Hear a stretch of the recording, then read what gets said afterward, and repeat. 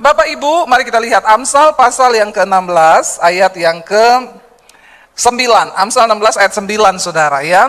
Baca bersama-sama firman Tuhan ini 1, 2, 3. Hati manusia memikir-mikirkan jalannya, tetapi Tuhanlah yang menentukan. Amin. Hati manusia memikir-mikirkan jalannya, tetapi kita harus percaya bahwa Tuhanlah yang menentukan arah langkahnya. Mau sehebat apapun kita mikirin jalan hidup kita, pada akhirnya Tuhanlah yang menentukan. Amin. Ya, banyak orang, saudara, sekarang berusaha dengan kekuatannya membangun satu kehidupan yang dia pikir itu akan membawa pada kebaikan dan kebahagiaan. Dia lupa bahwa dalam hidup ini ada satu kuasa yang namanya Tuhan, yang akan menentukan arah langkah hidup manusia. Amin. Ya, banyak orang, saudara, dengan sombongnya bikin perencanaan, dengan sombongnya tidak pernah melibatkan Tuhan. Ya, dia nggak tahu. Bahkan ada banyak orang dengan sombongnya hidup dalam dosa, selingkuh. Ada di sini yang selingkuh? Jangan angkat tangan ya. Kita buka kolam baptisan di belakang. Baptis berapa lama? 15 menit direndam. Ya, banyak orang sekarang hidup dalam dosa, nggak ada takut-takut Tuhan. Karena dia pikir hidup itu dia yang menentukan. Ya, dia pikir semua yang dia lakukan tuh dia tentukan. Besok saya mau apa, besok mau begini, besok mau begitu. Dia lupa bahwa bahkan nafas hidup ini pun kita hanya karena anugerah. Hanya anugerah. Bahkan hidup 5 menit ke depan kita nggak tahu loh. Kita nggak tahu apa yang akan terjadi. Ya, mungkin besok ada dari kita yang sudah tidak bangun. Ya, mungkin sebelah kananmu minggu depan sudah tidak ada. Coba lihat. Ya, lihat sebelah kanan, siapa tahu minggu depan udah tidak ada. Sebelah kiri mungkin besok. Coba lihat ke sebelah kiri, mungkin besok. Ya, jangan sombong. Ya, karena kita nggak pernah tahu. Makanya selama kita hidup di dunia ini, Rasul Paulus berkata, biarlah hidup kita ini berpadanan dengan firman Tuhan. Supaya satu saat ketika kita menghadap Tuhan, tidak ada penyesalan. Nggak ada penyesalan. Karena kita sudah melakukan apa yang menjadi kehendak Tuhan selama kita hidup. Manusia itu memikir-mikirkan jalannya, tapi Tuhanlah yang menentukan arah langkahnya. Ayat ini ditulis oleh Salomo. Siapa Salomo? Kaya raya, seorang raja. Alkitab mencatat tidak ada lagi raja yang kekayaannya melebihi kekayaannya Salomo. Salomo itu kira-kira pria paling bahagia. Ya, karena dia punya 1000 perempuan dalam hidupnya. Serat 300, istri 700 gundik. Ya, ada di sini bapak-bapak yang punya mimpi seperti Salomo. Istri 300, ya, gundik 700, mati kau. Nggak usah mimpi begitu, ya, boro-boro. Ada istri tanya sama suaminya begini, "Pak, misalnya nih aku mati, terus kamu kawin lagi, terus istri barumu mati juga. Nanti besok di sorga kau pilih dia atau saya?" Suaminya nggak jawab, dia bilang, "Jawab sekarang. Kalau kita ketemu di sorga kau pilih dia atau saya?" Suaminya bilang, "Saya pilih masuk neraka." Saking dia takut, saudara. Takut dia. Buat apa saya di sorga kalau cuma suruh pilih lagi ini perempuan ketemu di sorga? Ya. Jadi saudara, Salomo itu seorang raja yang dipakai Tuhan begitu luar biasa. Kita tahu bersama, waktu Salomo mau diangkat menjadi raja, naik tahta di Yerusalem. Doanya Salomo itu sama Tuhan yang pertama, yang dia minta sama Tuhan apa? Ini lulus sekolah minggu enggak ini? Ngerti nggak kisahnya doanya Raja Salomo, tahu nggak? Ini banyak lulus sekolah minggu nih, jemaat orang Kristen ini duduk di gereja kayaknya gini-gini, tapi nggak ngerti apa-apa ini. Bertobat ya, bertobat, pulang baca Alkitab, amin. Jangan cuma amin-amin toh ini ya. Kalau nyanyi, bakar. Ya, kalau nyanyi hebat di gereja ya, nyalakan apimu. Padahal tanya Alkitab pada nggak ngerti. Bilang kanan kirimu, bertobat kau. Baca Alkitab. Dan cuma di gereja berapi-api pada nggak ngerti firman Tuhan. Nanti kau gampang ditipu setan. Ini anak-anak muda nih tadi yang saya lihat nari-nari di sini. Bagus kau nari-nari, hebat kau nari-nari. Tapi jangan kau pulang, ada cowok yang godain yang cewek-cewek ini terus tergoda kelepek-kelepek. Akhirnya masih kecil udah hidup free sex. Ya, bahkan banyak yang hamil di luar nikah. Tapi di gereja bakar. Apanya yang dibakar? Ya, boleh di gereja berapi-api, tapi pulang ke rumah juga berapi. Ya, nyatakan imanmu kepada dunia bahwa engkau adalah anak-anak tebusan Tuhan Yesus yang sudah dimerdekakan dan hidupmu berdampak bagi dunia ini. Amin. Ya, jadi hidup kita di gereja sama di rumah itu harus sama, saudara. Ya, anak-anak muda di sini saya mau bilang ya, banyak ini orang-orang Kristen ya.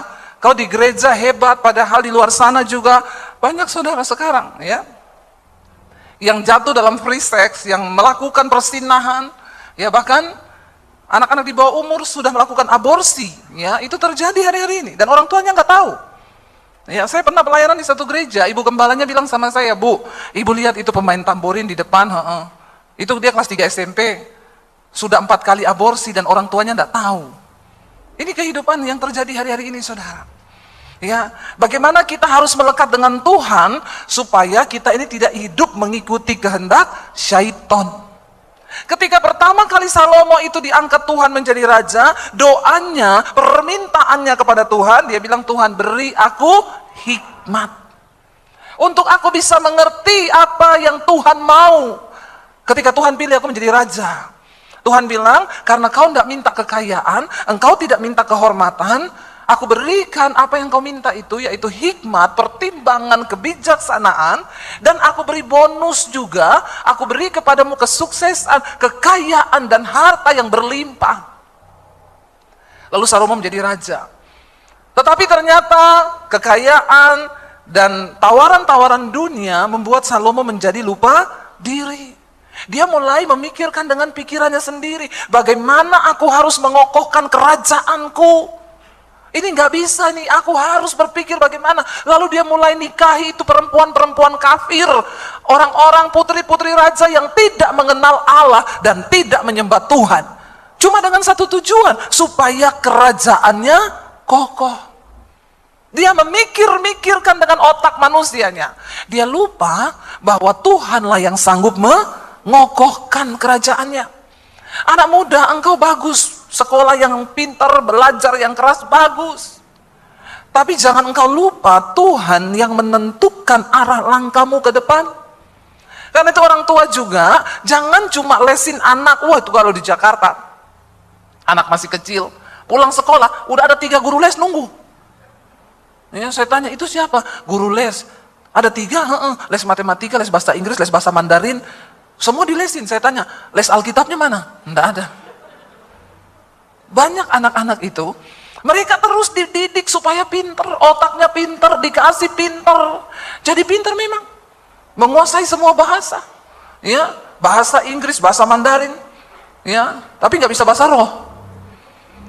Ya, kita berdoa saudara, bekali anak-anakmu dengan firman Tuhan. Karena permulaan hikmat ialah takut akan Tuhan. Biar anakmu pinter, juara di kelas. Kalau dia nggak punya firman, nggak ada hikmat Tuhan, bagaimana dia?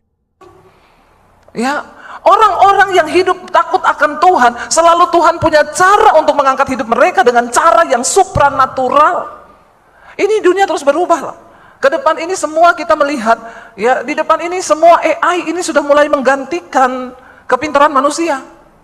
Ya, sekarang waktu saya sakit kemarin, saya ada batu ginjal, dioperasi. Saya bilang sama dokternya, saya sudah demam tinggi, dilihat di USG, aduh batunya ini sudah turun ke kantong kemih dan itu menyumbat. Jadi ginjal saya sudah terendam dan menyusut 3 cm.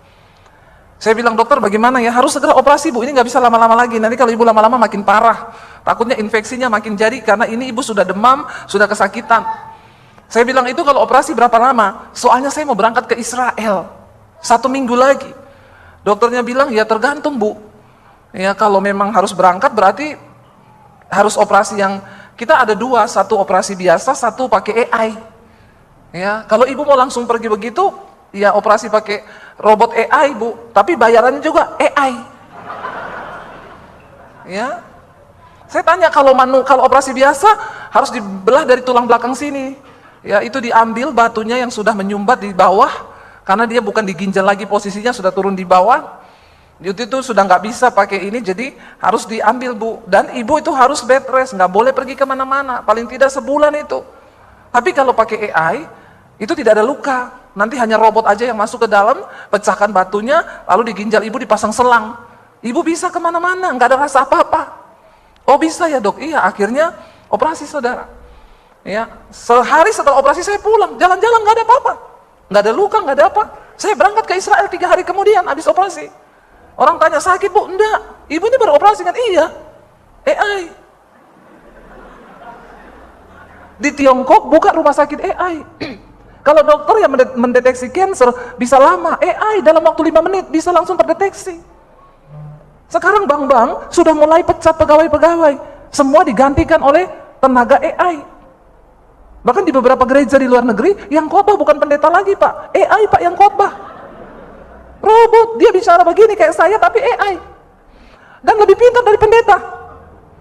Coba saudara ketik aja di ChatGPT, ketik tentang Roh Kudus, dia terangkan semua. Roh Kudus adalah pribadi Allah, gini, ayatnya di sini. Itu tinggal diputerin suara Pak, ting. Dia jawab. Dia khotbah bisa. Lalu orang tanya sama saya, menurut ibu, bagaimana Bu kalau robot AI yang khotbah? Ya bagus juga kok, setidaknya dia tidak selingkuh itu AI. Nggak ada AI homo, nggak ada. Setidaknya dia lebih kudus lah. Dan Tuhan bilang kan di akhir zaman Tuhan bisa pakai apa aja untuk menobatkan orang. Kalau manusia udah nggak bisa dipakai.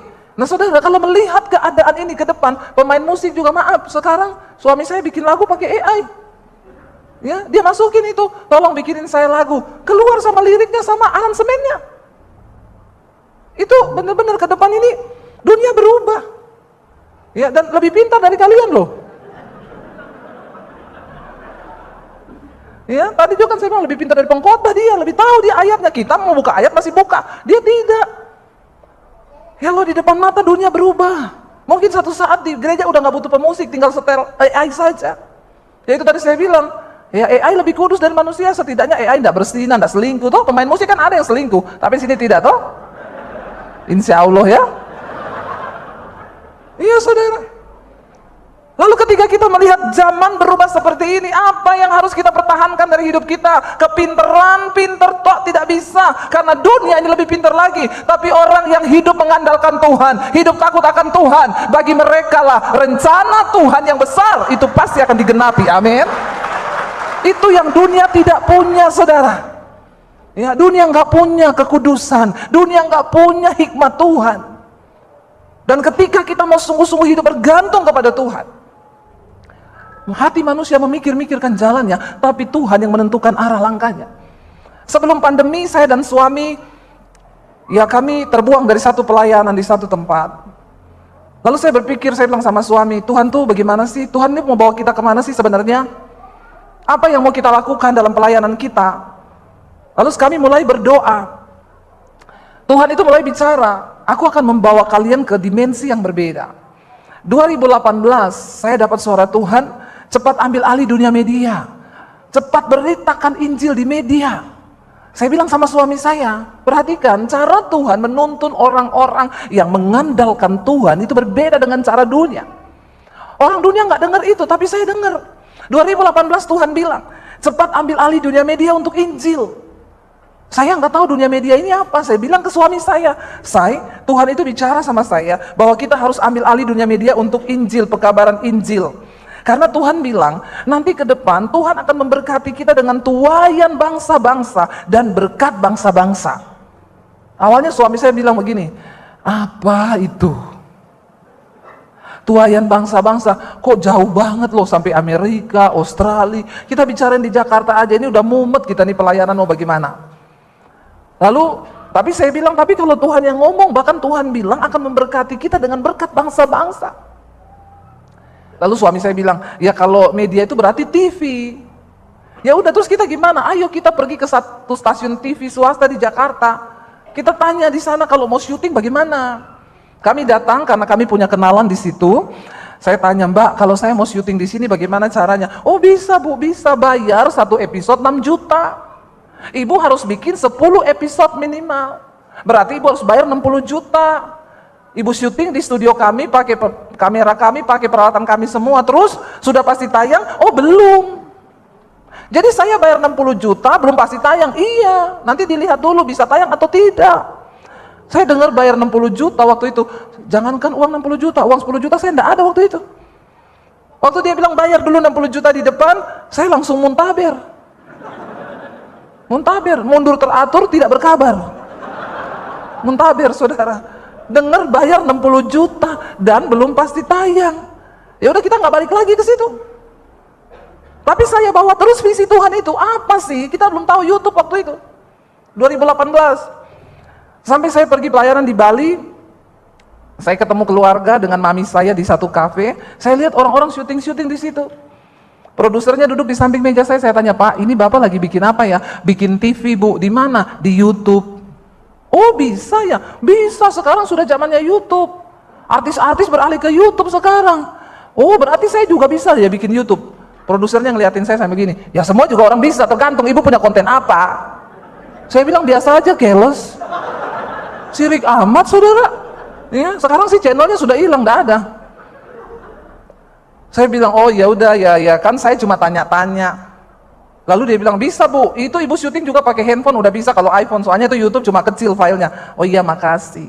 Saya pulang, saya bilang ke suami saya, "Kita bikin YouTube yuk." Suami saya bilang, "Apalagi itu?" Ya, karena dia memang waktu itu nggak bisa, kameramen nggak bisa, mau bikin YouTube nggak bisa. Tapi puji Tuhan, dia taat. Lalu dia mulai belajar. Nah itu karena ditendang dari tempat pelayanan itu, kita sudah ngerintis gereja, jemaatnya banyak, langsung ditendang begitu saja. Ya enggak apa-apa, Tuhan akan izinkan hal-hal seperti itu terjadi, jangan marah. Iya kan? Karena seringkali kita pikir itu jalan yang Tuhan buka, ternyata memang seringkali ada manusia yang akan tutup jalan kita. Tapi Tuhan izinkan. Kan ada lagunya, "Dia buat jalan, tapi kau tutup jalan." Itu udah biasa. Enggak apa-apa. Jalan aja bersama Tuhan. Karena Tuhan sanggup membukakan jalan-jalan yang lain bagi setiap orang yang percaya kepada Tuhan. Amin. Amin, saudara. Akhirnya suami saya bikin YouTube, dia belajarnya juga lewat YouTube, belajar syuting, belajar ngedit, belajar ini.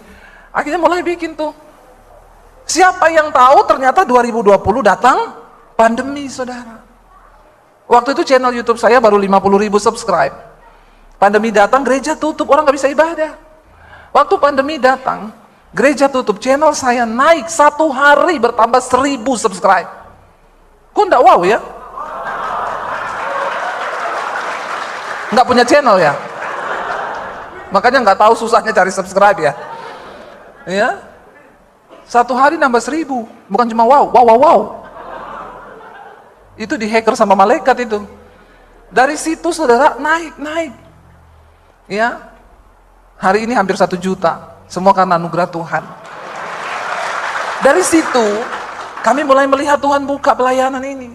Ya, saya mulai khotbah di situ, orang dengar, orang mulai, wah, saya melihat bagaimana Roh Kudus bekerja, orang-orang bertobat, ya, yang bersinah bertobat, yang merokok lepas rokok, bahkan ada yang bukan Kristen menerima Tuhan Yesus, minta dibaptis. Tapi Tuhan itu hidup, berkuasa bagi orang-orang yang mau percaya sama Dia. Ya, di tengah masa pandemi, saudara, YouTube saya dimonetisasi. Pertama kali dapat duit dari YouTube. Dapat email, saudara. Dapat kode bank untuk ambil uang masuk ke rekening. Itu pas di pandemi. Tuhan itu tepat waktu. Kenapa Tuhan suruh saya bikin 2018? Karena Tuhan tahu bakal terjadi nih pandemi 2020. Makanya engkau harus berdoa, berjalan, minta tuntunan Tuhan. Karena kita bakal 5 menit ke depan kita nggak tahu apa yang akan terjadi, tapi Tuhan itu maha tahu. Tapi manusia selalu berjalan dengan kekuatannya sendiri, karena memang manusia sama Tuhan tuh beda tipis. Tuhan maha tahu, manusia sok kau itu yang sok tahu itu. Bilang kanan kiri mau bertobat, kau sok tahu. Ya, sok tahu manusia itu. Ya, ada masalah sedikit udah sok tahu. Memang Tuhan itu ya, kenapa Tuhan bikin begini? Pasti begini. Sok tahu kita ini. Belum lihat akhirnya. Mari kita berjalan bersama dengan Tuhan. Hati manusia memikir-mikirkan jalannya, tetapi Tuhanlah yang menentukan arah langkah hidup orang yang percaya kepada Dia. Ya, Tuhan menuntun, saudara. Ya, dari 2018 dipersiapkan Tuhan, pas pandemi, pas kita disetujui dari YouTube channel kita. Mulai itu ada mulai pemasukan. Di masa-masa pandemi, saudara, Tuhan itu tepat waktu. Ya, setelah 1 tahun pandemi kami mulai diberkati lewat YouTube. Yang tadinya nggak tahu arah mau kemana, cuma 10 juta di rekening, bertahan hidup 2 tahun di masa pandemi dengan 3 orang anak. Bagaimana caranya? Iman itu melihat sesuatu yang tidak terlihat. Itu iman. Jangan kau merasa nyaman hari ini dengan hidupmu, karena dunia ini bisa berubah sewaktu-waktu. Tapi firman Tuhan tidak pernah berubah. Sekalipun bumi ini goncang, Alkitab berkata, walaupun gunung-gunung beranjak, tapi firman Tuhan itu tidak pernah bergoncang. Amin. Dan orang yang berpegang pada firman Tuhan, hidup mereka juga tidak akan tergoncang. Ingat loh, firman Tuhan berkata, 1 kali lagi aku akan menggoncangkan bukan hanya bumi saja, tetapi langit juga. Dan kenapa aku akan menggoncangkan, kata Tuhan? Supaya tertinggal satu umat yang tidak tergoncangkan. Kalau engkau berpegang pada kekayaan bisa hilang. Hari-hari ini banyak orang stres. Kenapa? Duitnya hilang tiba-tiba. Ya, ikut saham, ditawari begini-begini, taruh duit. Ada saudara daerah Salatiga, kemarin heboh. Orang ini mengaku-ngaku hamba Tuhan. Dia masuk dengan pengajaran-pengajaran yang menyesatkan. Orang Kristen yang tidak ngerti firman, gampang dibodohi. Jadi dia ngajarin jemaat cara panggil uang. Ya, dia bilang, kita ini punya kuasa. Saudara tidak perlu kerja cari duit, karena duit saudara itu sudah ada sebenarnya, tapi masih di kantong-kantongnya orang. Masih di rekening-rekeningnya orang katanya. Pembodohan. Tapi orang Kristen yang gak punya firman, banyak yang dibodohi. Apalagi yang memang pengen cepat kaya. Dia ajari bikin seminar, keluarkan uang 100 ribu. Semua keluarkan. Bilang sama uangmu, hai uang. Ditiru sama jemaat, goblok memang. Ditiru saudara. Hai uang, ajak teman-temanmu. Hai uangku, ajak teman-temanmu yang masih ada di rekening-rekeningnya orang, di kantong-kantongnya orang. Datanglah uang. Pakai dalam nama Tuhan Yesus. Coba saudara. Orang-orang Kristen ini kadang-kadang saya tuh suka geleng-geleng kepala ya. Gampang sekali dibodohi. Apalagi kalau yang begini-begini dibilang mau cepat kaya, mau cepat gini. Kenapa? Karena kau nggak punya firman. Akhirnya ketipu saudara. Disuruh setorlah sama orang ini duit-duitnya itu. Dia bilang saya punya banyak perusahaan di luar negeri. Peternakan, perkebunan. Kamu taruh duitmu sama saya, akan dilipat gandakan. Dikasih saudara, ada yang kasih 500 juta, 2M, 4M. Total ratusan miliar. Sekarang orangnya lari. Bukan cuma duitnya yang lari, orang pun ikut lari. Panggillah dia, hai uang-uangku. Sekarang banyak, termasuk hamba-hamba Tuhan, bahkan ada gereja yang kena Pak di sana. Lagi gila semua di sana sekarang cari Bapak itu. Ya, karena uangnya dibawa lari sama orang. Alkitab bilang, orang yang ingin cepat menjadi kaya, pasti akan jatuh dalam berbagai-bagai pencobaan. Itu cuma satu paket. Ya, makanya ada jemaat, Bu Debbie doakan saya Bu, saya ini mau bunuh diri Bu. Kenapa? Tapi setiap kali saya mau bunuh diri, saya ingat muka Ibu Debbie. Kenapa ingat muka saya kalau mau bunuh diri? Ya, jadi begini Bu, saya itu naruh uang Bu di saham. Saya taruh 2M Bu, sekarang mau saya ambil, hilang semuanya Bu. Saya bilang, Ibu, harusnya waktu Ibu mau taruh uang 2M, ingat mukaku. Kenapa kalau sudah mau bunuh diri baru ingat muka pendeta? Ini juga jemaat ini kadang-kadang memang agak lain kau. Waktu mau dapat duit, diam-diam dia nggak cerita sama pendeta. Giliran sudah ditipu, mau bunuh diri, baru nelpon pendeta ini. Ya, saya bilang, oh jadi sekarang uang Ibu dibawa lari orang. Kenapa Ibu taruh uang di situ? Pasti tergiur, pengen cepat kaya. Toh iya Bu. Ibu itu sudah satu paket. Ya, Alkitab bilang kalau kau ingin cepat kaya, kau akan jatuh dalam berbagai-bagai pencobaan. Jadi Ibu sudah menggenapi firman Tuhan. Tidak usah ditangisi, sekarang disyukuri saja. Yang penting masih hidup, belum mati toh. Itu jemaat memang begitu. Kalau kau nggak ngerti, manusia itu suka memikir-mikirkan jalannya sendiri, tapi yang kau lupa bahwa Tuhan yang sanggup menentukan arah langkah hidup kita. Kenapa kita harus berserah sama Tuhan? Karena kita tidak tahu apa yang akan terjadi di depan kita, bahkan 5 menit ke depan. Dan cuma Tuhan yang tahu. Kita perlu berserah dan mengandalkan Tuhan. Ketika Salomo, saudara, dia mulai sombong, memikir-mikirkan jalannya sendiri untuk mengokohkan kerajaannya. Dia bikin strategi, aku harus nikahi perempuan-perempuan asing ini yang tidak mengenal Allah. Dia mulai, disitulah awal kehancuran dan kejahatan. Dia mulai melupakan Tuhan. Sertakan Tuhan dalam setiap perencanaan hidupmu, kata firman Tuhan. Bahkan kalau engkau berencana untuk pindah kota, Alkitab berkata, katakanlah gini, Tuhan, kalau Tuhan berkehendak, maka aku akan melakukan ini, itu, minta tanda sama Tuhan. Dia Tuhan yang hidup, dia Tuhan yang sanggup berbicara. Ketika engkau berdoa meminta tuntunannya, maka dia Tuhan yang sanggup menuntun engkau kepada arah langkah yang benar. Tadi saya lihat banyak anak-anak muda, untuk menentukan pasangan hidupmu, kau harus berdoa sungguh-sungguh. Ya, berapa banyak yang belum menikah di sini? Angkat tangan yang belum menikah. Saya mau lihat anak-anak muda yang belum menikah. Yang anak muda saja belum menikah saja, yang sudah menikah enggak usah. Yang belum menikah nih angkat tangan. Jangan malu. Ya, ayo yang kaum jomblowers. Ya. Lebih baik jomblo tapi happy. Ya, kaum jomblowers, aku padamu. Kenapa? Lebih baik kau jomblo tapi happy daripada udah nikah terus nggak happy. Ya, tul. Tapi juga jangan kelamaan jomblomu. Ya. Karena umur 30 tahun ke bawah itu jodoh di tangan Tuhan, 30 tahun ke atas Tuhan lepas tangan juga. Harus dengan doa dan puasa itu. Berdoa, ya, berdoa. Jodohmu itu cuma satu dan Tuhan pasti kasih yang terbaik. Ya, saya mau kasih tips berdoa buat jodoh. Yang cowok-cowok di sini dan cewek-cewek. Kalau cowok berdoa, nomor satu yang suka minta Tuhan, aku minta pasangan hidup yang takut akan Tuhan. Yang kedua, kalau yang cowok bilang dia perempuan Tuhan. Ya, tolong ya. Tolong.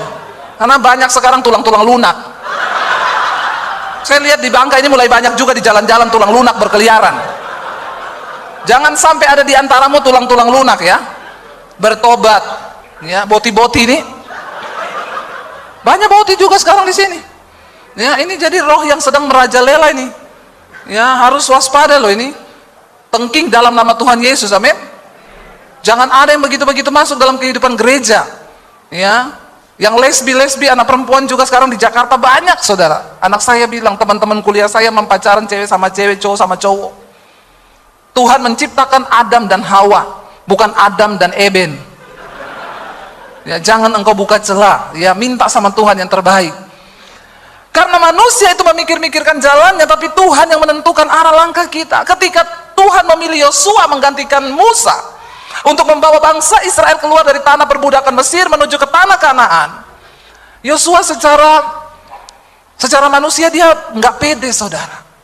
Bagaimana bisa aku melanjutkan satu tugas yang berat ini, ya? Tetapi Tuhan berkata kepada Yosua begini. Kita lihat Yosua 1 ayat yang ke-5, saudara. Yosua 1 ayat yang ke-6, firman Tuhan berkata, ya ayat yang ke-5 dulu. Ya, Tuhan bilang sama Yosua begini, baca sama-sama, seorang pun tidak akan dapat bertahan menghadapi engkau seumur hidupmu, seperti aku menyertai Musa, demikianlah aku akan menyertai engkau, aku tidak akan membiarkan engkau, dan tidak akan meninggalkan engkau. Bapak Ibu, saya mau tanya, janji yang sama Tuhan berikan gak buat kita dan saudara? Amin kan? Tapi untuk mempercayai janji ini susah atau susah? Kenapa? Karena engkau memikir-mikirkan jalanmu sendiri. Kalau kita pikir dengan pikiran kita manusia, susah. Tadi malam saya bersaksi, ketika saya jadi Kristen, saya diancam orang tua saya mau dibunuh. Lalu saya diusir dari rumah. Ya, ketika saya diusir dari rumah, saya nggak tahu mau kemana. Saya tidak tahu harus berbuat apa. Semuanya gelap di depan saya. Saya baru lulus SMA waktu itu. Saya harus lepas dari rumah. Tidak punya uang, tidak punya apa-apa. Bahkan papi saya bilang, kalau kamu tetap jadi Kristen ikut Yesus, tinggalkan keluarga, jangan bawa ijazahmu. Saya mau lihat Yesus kasih makan kamu pakai apa. Saya langsung ke studio, saya bilang sama suami saya, lukisanku ada yang beli loh. Apa iya? Nggak percaya lagi? Iya. Mana? Saya kasih lihat bukti transfernya, dia bilang, masa? Cek dulu, cek beneran enggak masuk itu 10 juta. Saya cek, ini loh masuk. Oh. Langsung dia bilang, besok tak antar yuk beli kanvas. Memang begitu laki-laki. Semangat yang antar saya beli kanvas. Karena laku 10 juta, semangat saya melukis. Besok saya melukis lagi, saudara. Lo bayangkan loh, uang tinggal berapa juta di rekening, tiba-tiba ada, itu masih baru buka lockdown yang pertama kan, setelah itu datang lagi gelombang kedua kan. Saya mulai melukis, saya melukis lagi. Saudara tahu, di tengah masa pandemi hampir 2 tahun, Tuhan pelihara kami lewat lukisan. Yang termurah 1 biji dibeli orang 6 juta, yang lain laku 15 juta, 20 juta, 25 juta, 50 juta, 45 juta, 60 juta, 70 juta, dan yang tertinggi 75 juta. Wow enggak? Wow. Itu Tuhan. Hampir 50 lukisan Tuhan pelihara kami, itu sekitar hampir 600 jutaan. Saya nggak pernah berpikir. Itu enggak ada dalam benak kami. Saya bilang sama suami, Tuhan itu ya tidak bisa digambarkan dengan kata-kata. Kalau dia sudah bekerja itu seperti buli-buli minyak yang tidak pernah habis di tempayan seorang janda miskin. Apakah Tuhan berubah? No. Apakah janjinya berubah? Tidak. Waktu itu saya ingat, anak saya bilang begini, ketika lockdown dibuka, Mam, ini kan tahun ini aku harusnya masuk kuliah. Saya bilang sama anak saya, Dek, orang-orang sudah pada mati semua. Kamu ini masih berpikir kuliah? Kita ini udah bisa makan tuh puji Tuhan loh, Dek. Ngapain kamu masih mikir kuliah? Ya kita masih hidup aja udah puji Tuhan, enggak usah lah, karena saya tahu mahal. Saya juga menghibur anak saya gini, kuliah atau tidak kuliah, Dek, tidak menentukan masuk surga. Saya untuk menghibur diri dan menghibur anak. Tapi saya bilang gini, tapi kalau Tuhan berkehendak, tidak ada yang mustahil. Berapa kuliahmu? Masuknya 70 juta. Zaman itu 70 juta uang dari mana saya? Saya suruh dia berdoa. Waktu saya ngelukis yang keempat, saudara, lukisan yang keempat, saya pelayanan di satu perusahaan. Dia tanya begini, Ibu, perusahaan kami sudah buka, pengerja sudah masuk, tapi nggak ada pendeta yang berani datang untuk isi persekutuan di kantor kami. Apakah Ibu berani khotbah di kantor kami? Saya juga bilang gini, karena teman saya bilang, hati-hati loh Bu, pandemi ini pendeta banyak mati, pendeta-pendeta mati semua. Saya ditakut-takuti, saudara. Jadi Ibu jangan keluar-keluar, jangan terima jadwal. Saya juga terintimidasi, saya ingat kata-kata pendeta itu. Jadi waktu mereka bilang, Ibu mau datang nggak besok Jumat? Saya bilang, saya doa dulu tanya Tuhan. Itu alasan paling rohani dari pendeta. Benar saudara, saya tanya Tuhan, saya konsultasi dengan suami. Tuhan tuh ngomong gini, kamu itu loh, di saat semua orang ketakutan, ya kamu jangan sembunyi. Ini waktunya pergi keluar, beritakan Injil, kabar baik. Lawan ketakutan itu dengan kabar baik. Kalau belum waktunya kau mati, kau tidak akan mati. Tapi kalau sudah waktunya, biar kau sembunyi di kamar mandi, kau mati kepleset di kamar mandi. Saya pikir betul juga ya. Akhirnya saya WA dia, oke, saya mau besok ngisi nanti Jumat. Ibu enggak takut? Enggak. Kalau belum waktunya mati, enggak mati. Lalu saya pergi, saudara. Habis saya khotbah, sekretarisnya bilang sama bosnya, Pak, Bu Debbie ini pelukis loh. Saya malu, saudara, malu hati banget, pelukis apa, orang saya ini baru belajar. Karena saya lihat lukisan di kantor situ, wih, lukisan-lukisan yang mahal, keren-keren. Terus dia bilang, ada lukisannya Bu Debbie yang terakhir ini, kemarin saya lihat di Instagram, yang mana Bu? Saya tendang kakinya. Shh. Karena saya nggak pede. Dia buka Instagram saya, dia kasih lihat bosnya, ini loh Pak, kayaknya yang terakhir ini Bu ya, ini sudah ada yang punya belum? Bosnya tanya, itu artinya apa Bu? Ini gambar pohon Pak, di bawah itu ada bayangan pohon di air. Ini artinya sehebat apapun hidup kita di atas, jangan pernah lupa ada masa lalu kita yang kelam, dan itu Tuhanlah yang turut bekerja sampai hidup kita yang sekarang menjadi indah. Dia bilang, wah itu saya banget Bu. Bu, boleh nggak saya beli lukisannya? Saya agak nggak tahu tersanjung atau apa gitu ya, karena saya malu, saudara, jujur. Oh boleh kalau Bapak mau, saya rapiin. Saya frame 4 hari, saya bilang, Pak sudah siap, boleh diambil. Bu, berapa ya? Nggak tahu Pak, saya nggak pernah kasih harga lukisan saya. Oke, nanti besok sopir saya datang. Malamnya dia kirim bukti transfer. Bu, saya sudah transfer ya. Saya buka, saudara. Saya lihat 70 juta. Saya bilang, ini Bapak mesti nolnya kelebihan 1 nih. Nggak mungkin. Itu yang keempat, saudara. Akhirnya saya kirimlah, saudara, balik ke dia. Saya bilang gini, Pak, kayaknya Bapak salah transfer, ini kelebihan 0. Karena biar cuma 0, kalau kita sudah pakai kan bahaya. Tiba-tiba dia bilang, Bu maaf ya, kemarin saya salah transfer, itu balikin. Waduh, cilaka, saudara. Harus dipastikan dulu ini 00 ini. Ya, kalau enggak ada temannya enggak apa-apa, kalau ada teman di depan mau itu berarti. Lalu dia bilang, oh enggak Bu Debbie, itu yang Tuhan taruh di hati saya. Saat itu anak saya harus daftar kuliah. Saya panggil anak saya bilang, Dek, Tuhan jawab doamu Dek. Ini ada uang masuk 70 juta, ini berarti untuk daftar kuliahmu. Anak saya kuliah saudara. Dari situ saudara, Tuhan pelihara, bayangkan yang kelima, yang keenam sampai hampir 50. Dibeli dari Amerika, Australia, Belanda, saya kirim lukisan. Ya, Tuhan itu kalau sudah membuka pintu. Makanya satu Tuhan bilang, kuatkan, teguhkan hatimu. Keadaan sesulit apapun di depanmu, jangan goyah. Amin. Dan dikatakan di sana, bertindaklah hati-hati sesuai dengan seluruh hukum yang tertulis di dalam firman Tuhan. Bagaimana kita bisa mengalami janji Tuhan? Bertindak hati-hati, ikuti arahan firman Tuhan. Supaya kita tahu ini kehendak Tuhan yang mana. Makanya dalam doa Bapa kami kita selalu diajarkan, datanglah kerajaanmu, jadilah kehendakmu dalam hidupku seperti di surga. Jangan kehendakmu terus yang jadi. Karena kita nggak tahu apa-apa, tapi Tuhan tahu hidup kita ini ke depan bakal seperti apa. Mari kita belajar saudara. Kuatkan, teguhkan hatimu, jangan goyah. Seperti saya ini kalau mau bersaksi, wow, saya melihat luar biasa. Setelah pandemi kami terus diberkati lewat YouTube. Bukan hanya untuk diri kami, saudara, puji Tuhan setelah pandemi kami banyak bangun gereja-gereja di pedalaman. Ya, dan kami buka sekolah misi Alkitab di Bandungan, Semarang. Sekolahin anak-anak yang mau jadi misionari gratis. Kalau ada dari sini yang mau daftar ke sekolah misi saya, nanti hubungi nomor saya di YouTube. Ya, bisa daftar untuk jadi misionari. Ini sudah angkatan yang keempat, nanti Januari masuk angkatan yang kelima. Saya melihat, siapa saya? Saya cuma orang biasa yang mau percaya sama Tuhan. Berhenti memikir-mikirkan jalanmu sendiri. Sertakan Tuhan dalam setiap perencanaanmu. Maka jalan-jalanmu akan dibuatnya berhasil.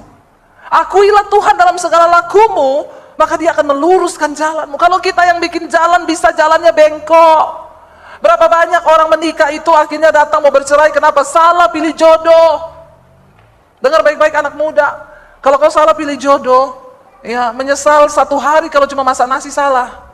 Tapi kalau salah pilih jodoh, nyesal seumur hidup.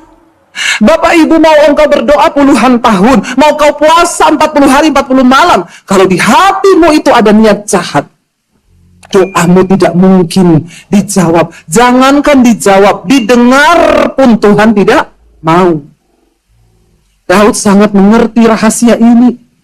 Daud tahu dia harus menjaga hatinya itu kudus di hadapan Tuhan. Waktu engkau hidup kudus, hatimu bersih, semua yang jahat dari hatimu itu kau buang, saudara. Disitulah Tuhan itu baru bisa bekerja. Saya mengalami, saudara, ada orang yang selalu saya tolong, ya, dia nggak bisa bayar utang, telepon saya, aku dikejar-kejar nih, harus bayar utang nih jam 12 malam. Saya tolong. Kapan lagi telepon? Aku nih anak mau sekolah, uang saya nggak cukup, bantu dong, saya bantu. Setiap bulan tuh saya kasih uang untuk sembako. Setiap kali ada masalah keuangan, larinya ke saya. Oke lah, saya memang niat berbuat baik. Tapi saya ketemu beberapa orang yang kenal sama dia. Bukan 1-2 orang, lebih. Selalu tuh ngomong. Dia tuh, kenapa ya Dek nggak senang sama kamu? Selalu jelekin tentang kamu. Dan itu nggak sama satu orang loh, beberapa orang. Kalau saudara dijelekin sama temenmu, itu biasa. Kalau dijelekin sama musuhmu, itu lebih biasa lagi. Tapi kalau engkau dijelekin sama orang yang menikmati uangmu, yang selalu kau tolong, itu baru bilang dunia ini kejam, bro. Kalau kau cuma dijelekin orang biasa, temen, apalagi musuh, rekan bisnis, pesaing, itu biasa. Belum ada apa-apanya itu masih level yang terendah. Tapi kalau kita dijelekin sama orang yang kita tolong, yang selalu jadi tempat pelariannya itu ke kita, itu sakit loh saudara, sakitnya itu di sini loh. Ya toh, sakitnya tuh di sini, di dalam hatiku, ya toh? Itu merasuk loh. Kalau kita itu dihadapkan dengan persoalan yang seperti itu, saya mau tanya respon saudara itu gimana? Sebagai manusia normal, saudara hentikan bantuanmu, atau saudara teruskan bantuannya? Sekali, 2 kali masih biasa, tapi berkali-kali dan terus loh. Dan jelekinnya itu nggak kira-kira. Fitnahnya itu nggak kira-kira. Kira-kira saudara, haleluya, bulan depan saya akan tetap tolong dia, begitu? Itu pasti hatimu terbuat dari besi dan baja. Ya, hatiku ini tidak terbuat dari besi dan baja. Sampai yang terakhir ada orang yang ngomong ke saya gini. Lalu semua yang cerita ke saya itu ngomong gini, ngapain sih tolong orang kayak begitu? Nggak berkat juga kayaknya. Lalu hati saya mulai tercemar. Dan akhirnya saya juga mengambil keputusan, baik, mulai sekarang kita lihat saja. Ya, semoga kamu bulan depan mengalami kesulitan. Dan kamu pasti akan WA ke saya. Dan saya nggak akan gubris WA-mu, saya blokir nomormu. Lihat saja nanti pembalasanku. Itu kan drama-drama Indosiar toh? Ikhtifar. Dan itu timbul di hati saya, saudara. Akhirnya hampir sebulan saya nggak transfer. Tapi di hati ini mulai nggak damai.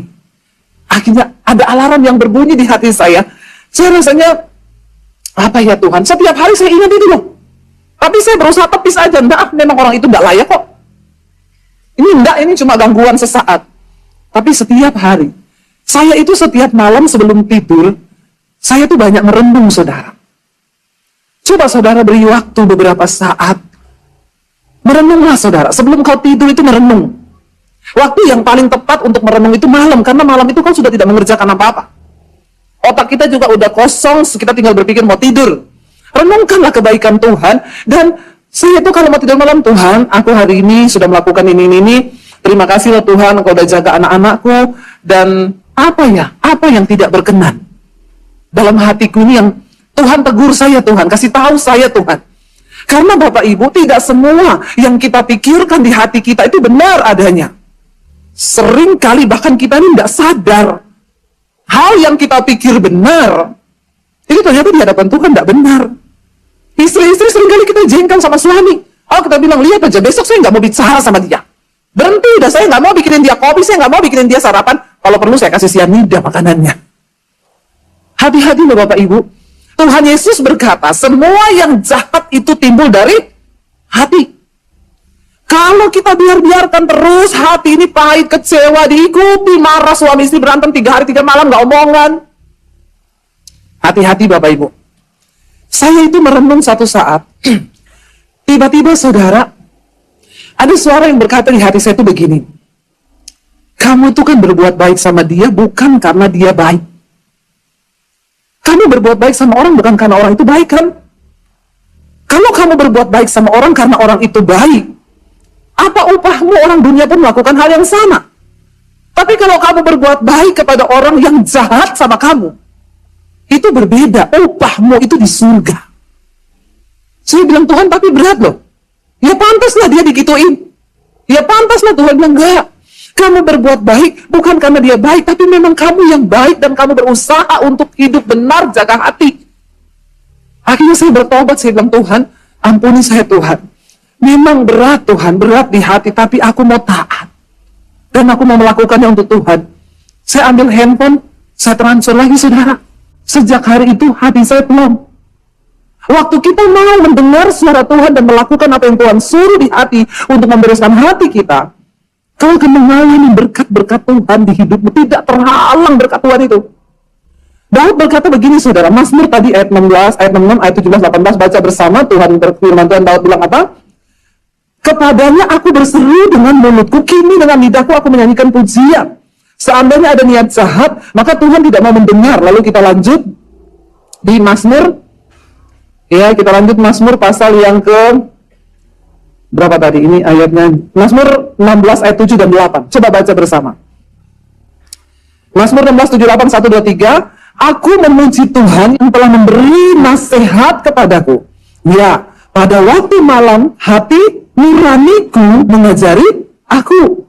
Aku senantiasa memandang kepada Tuhan, karena ia berdiri di sebelah kananku, aku tidak goyah. Saudara perhatikan ayat ini berkata, Tuhan itu selalu pengen beri kita ini nasihat. Dalam segala hal yang kita sedang hadapi di hidup ini, Tuhan tuh pengen menasihati kita, Bapak Ibu. Tapi sering kali kita yang tidak punya waktu untuk mendengarkan Tuhan bicara. Dan ayat ini berkata, waktu engkau hatimu itu penuh dengan firman Tuhan. Tuhan bicara lewat hati nuranimu. Dia berkata apa? Pada waktu malam, hati nuraniku mengajari aku. Makanya ketika engkau itu punya masalah, saya selalu bilang orang Kristen yang rajin baca firman dan merenungkan firman, waktu kau ada masalah, kau tidak perlu cari pendeta untuk konseling. Kenapa? Karena hati nuranimu akan mengajari dan menasihati engkau tentang apa yang harus engkau lakukan. Saya ketemu dengan jemaat Mesbah Doa, dia bilang gini, Bu, saya ini dulu Bu, tiap ada masalah, cari pendeta, tiap ada masalah, konseling sama pendeta. Sejak saya mengikuti khotbah-khotbah Ibu, saya rajin baca Alkitab sekarang. Semua masalah sudah ada jawabannya di dalam firman Tuhan. Makanya saya kalau orang, Bu, saya mau konseling. Bu, sebelum Ibu konseling sama saya, Ibu baca dulu Alkitab. Ibu tahu baca Alkitab nggak? Kebetulan nggak ada waktu, Bu. Nah, makanya nggak usah konseling, Ibu baca Alkitab. Bagaimana mungkin seorang Kristen nggak pernah baca Alkitab? Saudara, Alkitab ini buku penuntun kehidupanmu.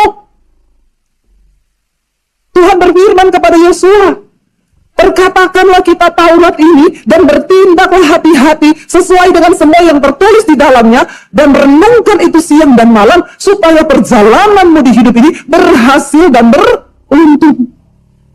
Dari hati ini keluar semua yang baik. Kalau perbendaharaan kita baik, kalau hati kita penuh firman, kita ditegur bertobat, maka yang keluar itu baik.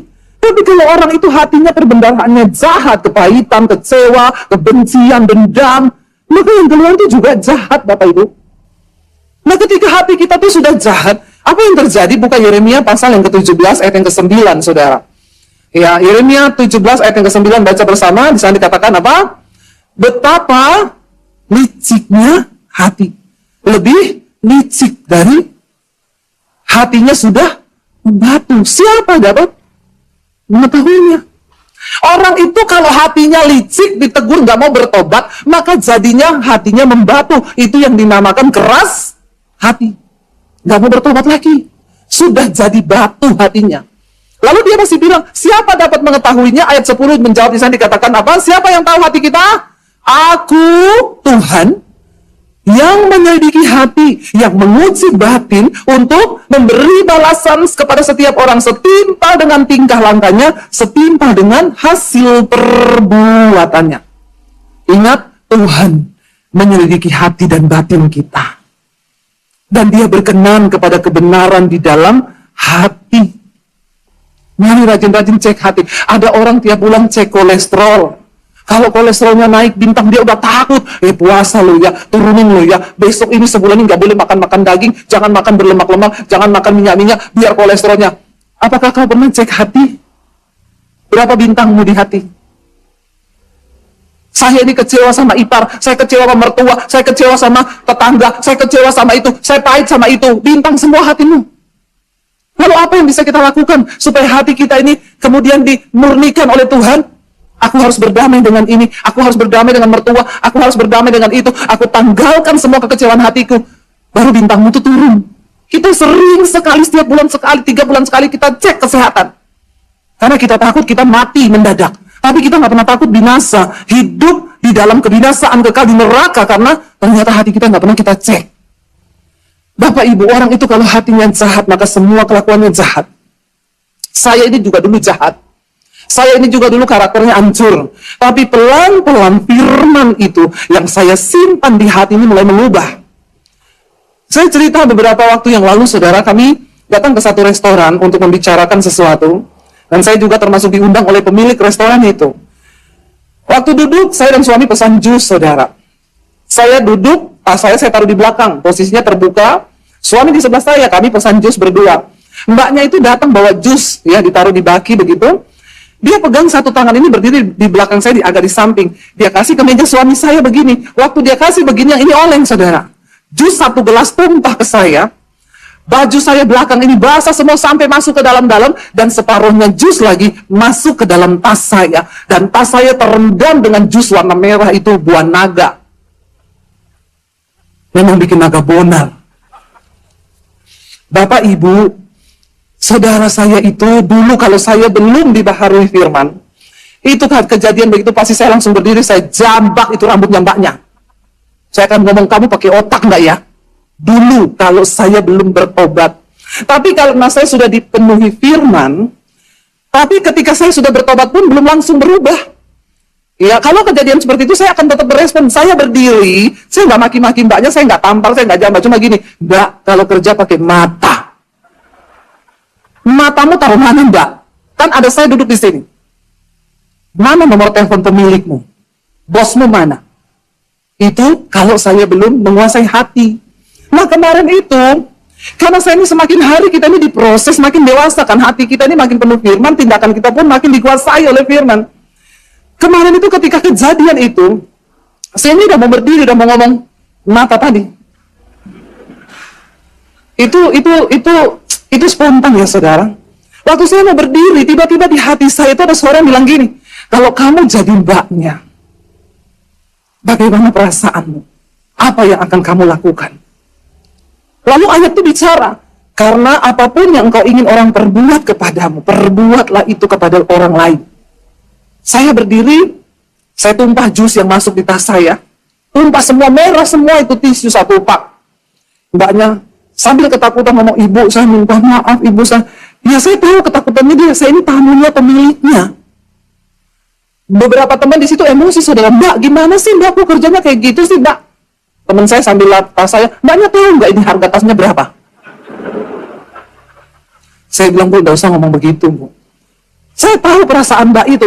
Mungkin dia juga lagi dalam keadaan tertekan, mungkin dia juga lagi ada dalam masalah. Saya cuma bilang, Mbak, nggak apa-apa. Lain kali Mbaknya hati-hati ya. Semua orang bisa berbuat salah dan hilaf, Mbak. Nggak apa-apa, Mbaknya tenang aja. Lalu dia tarik saya ke ruang VVIP, tempat pemiliknya, Bu. Saya mau keringkan baju ibu pakai hair dryer, saya kasih tisu basah dulu, ayo Bu kita ke dalam. Sampai di dalam, saya kepikiran tas saya, saudara. Saya pikir kalau tasnya rusak sayang banget, tapi tiba-tiba di hati saya itu ada suara yang begini, nanti kan kalau rusak pasti ada gantinya, toh? Dan terbukti ternyata saya ini sudah kaya, saudara. Saya tidak sedih lagi, bukan kaya uang tapi kaya hati. Waktu kita kaya hati, kita nggak akan sedih, kita sampai akhirnya mbaknya itu cium tangan saya di dalam kamar mandi, Bu, saya minta maaf ya Bu, sekali lagi saya minta maaf.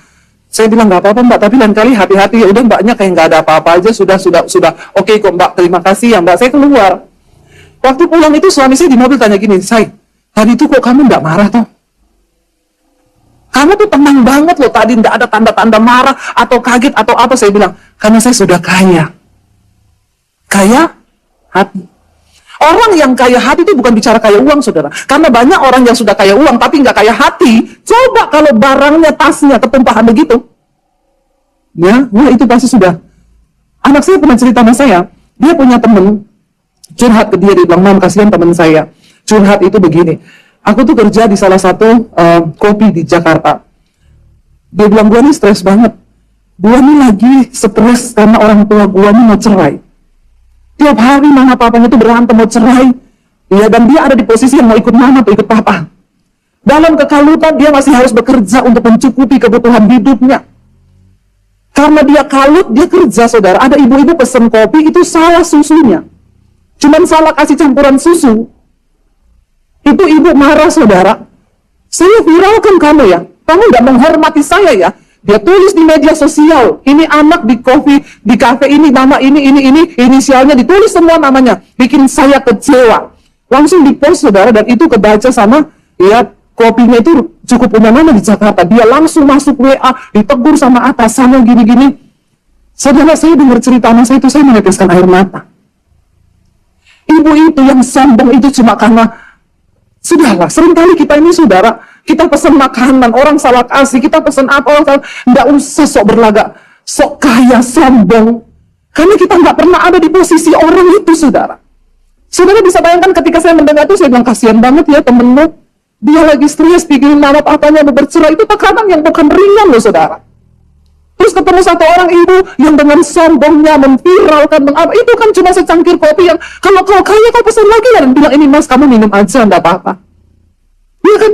Kita kan kalau salah pesan, ya Mas tadi kan saya pesannya ini, kok bikinnya ini. Ya gimana ya Bu, udah taruh aja, bikin lagi buat saya. Itu orang kaya hati. Tapi banyak orang kaya duit, tapi hatinya kosong. Kayak begitu dia permasalahkan. Ya salah, saya nggak mau tahu loh. Kalau dia salah, itu kan dia yang harus ganti rugi. Gajinya tuh nggak seberapa. Kita tidak tahu dia sedang ada dalam pergumulan apa, dia sedang ada penderitaan apa. Sering kali kita nggak mencoba mengambil tempat orang lain itu di posisinya. Yesus sudah mengambil tempat kita dan mengajarkan kepada kita. Menangislah dengan orang yang menangis, tertawalah dengan orang yang tertawa. Mari Bapak Ibu belajar supaya kita ini mencerminkan kasih Kristus, sebab Tuhan itu melihat hati kita loh. Saya sering kali ketemu orang-orang sombong yang merasa bahwa dunia ini dia yang punya. Berapa kali saya naik di lift, saudara? Orang-orang, saya nggak tahu udah kaya bener atau masih OTW kaya, atau sok kaya. Masuk di lift itu kan banyak orang. Yang pertama ngomong kayak bapaknya yang pencet lift, kamar berapa? Kan kita naik, kamar sekian ya, terima kasih ya Pak. Kan selesai kan?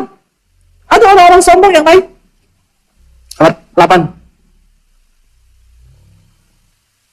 Saya tuh kalau lihat orang gitu dalam hati saya, ini orang robot kali, napasnya di charge. Sombong banget ya, dia pikir kalau Tuhan hentikan napasmu 1 menit aja mati kau. Nggak usah sombong begitu, cobalah menghargai. Ya sekaya apapun kau, saudara kita ini semua cuma terbuat dari tanah loh. Tapi kalau hidupmu terlalu banyak masalah, jangan-jangan kau dicipta dari tanah sengketa. Ya, saya curiga. Ya orang-orang yang sombong itu dicipta dari tanah tinggi, yang tukang shopping dari tanah abang. Janganlah ya, yuk kita ini belajar. Waktu kita ada di posisi orang lain, kita menempatkan diri seperti orang lain itu, maka kita baru tahu. Kenapa saudara kita harus terus menjaga hati kita? Karena Tuhan itu melihat hati kita. Iya, firman Tuhan itu, Tuhan berkata bahwa dia itu berkenan dalam kebenaran di dalam batin. Lihat Matius 15 ayat 19 sampai 20. Di sana jelas saudara, waktu hati kita ini kotor. Yesus berkata begini, Yesus yang ngomong loh. Baca bersama. Karena dari hati timbul segala pikiran jahat, apa? Pembunuhan, persinahan, percabulan, pencurian, sumpah palsu, dan hujat. Itulah yang menajiskan orang. Amin. Dari hati timbul semua itu. Kita juga harus menyiapkan wadah. Hati kita ini menjadi hati yang baru. Nah hari ini saya ingin sampaikan tentang ujian hati Bapak Ibu. Hati kita itu tidak terlihat ya. Saya bersyukur juga kenapa khotbah ini diangkat jadi tema, karena ya suami saya kemarin mempersiapkan khotbah. Dia tadi pagi khotbah di GSJS. Ya tidak main-main loh. Ya begitu khotbah langsung di GSJS loh ya. Luar biasa, tepuk tangan dong. Dan memang ya penuh pergumulan, maju mundur. Suami saya bilang, Pak Mike bilang, Bu, nanti ini sudah yang kesekian kali saya minta loh, Bapak khotbah di ibadah di GSJS ya. Lalu Ira tanya, gimana Bu, yakin ya? Iya, kata suami saya mau di ibadah yang paling sepi. Terus kata Ira, lain ya pendeta kali ini ya, biasanya minta yang rame ya. Ini kok minta yang sepi? Kata Ira, kalau mau sepi, khotbahnya di kuburan aja Pak. Ini memang sekretaris yang paling ya sedikit heboh ya saudara. Jadi saya bersyukur juga ketika akhirnya, oke, ya sudah. Lalu dia mulai berdoa untuk tema. Tema apa yang Tuhan mau sampaikan untuk jemaat di GSJS? Lalu suami saya datangi saya, aku udah dapat temanya. Aku nanti di GSJS, Tuhan suruh ngomong tentang hati. Saya pikir, ya tentang hati itu, ya sudah biasa ya, maksudnya kita mau ngomong hati itu apa gitu. Tapi ternyata, ya akhirnya kan, karena dia mau khotbah, dia belajar kan. Dia cari tema, dia belajar Alkitab. Ya ketika dia sudah temukan tema, dia sudah belajar ayat-ayat saudara. Maka sasaran pertama kali dia khotbah itu adalah saya. Dia bilang, kamu harus dengerin khotbah saya dan kasih saya masukan. Saya sambil masak di dapur, lagi ngulek cabai, dia datang. Hati, firman Tuhan berkata bahwa hati manusia itu, saya gini, amin. Sambil masak nih saudara. Nanti saya jalan ke kamar, diikuti dari belakang. Karena itu di dalam kitab ini berkata begini. Amin. Gimana? Saya bilang, iya bagus, luar biasa. Saya masuk ke kamar mandi, diikuti, ke WC, diikuti. Jadi karena itu, jam 12 malam saudara, saya udah ngantuk sekali. Dia bilang, ternyata dari bahasa Ibrani, itu kata jagalah hati dengan segala kewaspadaan. Itu begini. Saya lihat jam 00. Jadi saya bilang, aku tahu kamu lagi persiapan untuk khotbah. Tapi ini sudah jam 12 malam, saya sudah ngantuk, hati saya sudah tertutup. Jadi biar kau mau latihan khotbah apa, saya sudah tidak dengar, maaf ya. Tapi bagus juga Bapak Ibu, ketika dia akhirnya belajar firman Tuhan. Ya, dia saya Dia cuma kelihatannya nyampeinnya sambil saya masak, sambil saya ngapa gitu, nonton YouTube dia di depan saya. Disadari atau tidak, saya tuh diberkati. Ternyata dari apa yang dia sampaikan, ya hari demi hari, saya takut nanti kalau Pak Michael sering-sering minta jadwalnya dia, nanti malah, aduh bukan apa-apa ya. Nanti saya tiap malam dia khotbah terus sampai jam 12 malam itu. Tapi satu hal yang saya dapat itu, saudara, dia bilang gini, ternyata ya, ayat di Alkitab tuh semua ada ya. Sekarang ketika dia dijadwal khotbah, akhirnya kan mau tidak mau dia belajar Alkitab. Ya, saudara jangan tunggu di jadwal khotbah dulu ya, baru belajar Alkitab. Ketika dia belajar Alkitab, dia bilang, menarik ya saya, aku tuh baru tahu loh. Ternyata ada ayat yang bilang begini, ada ayat yang bilang begini. Saya bilang, hello, kemana aja lo? Dan banyak orang Kristen yang ternyata juga selama ini tuh nggak mengerti. Ternyata banyak firman Tuhan tuh yang begitu indah kalau kita gali, begitu dalam, begitu luar biasa. Saya aja kalau menemuin ayat tuh, ada ya firman Tuhan tuh berkata seperti itu. Nah, suami saya itu menjelaskan begini, kamu tahu nggak, itu bahasa kata jagalah hati itu berasal dari kata Ibrani. Apa gitu ya dia ngomong kemarin tuh, saya bilang saya ini selama khotbah saya jarang-jarang lihat kata Ibrani. Dia baru satu kali khotbah sudah buka kata Ibrani loh, saudara. Itu hebat loh dia ya. Dia bilang dari kata apa gitu yang berarti itu mengawasi, menjaga seperti satpam.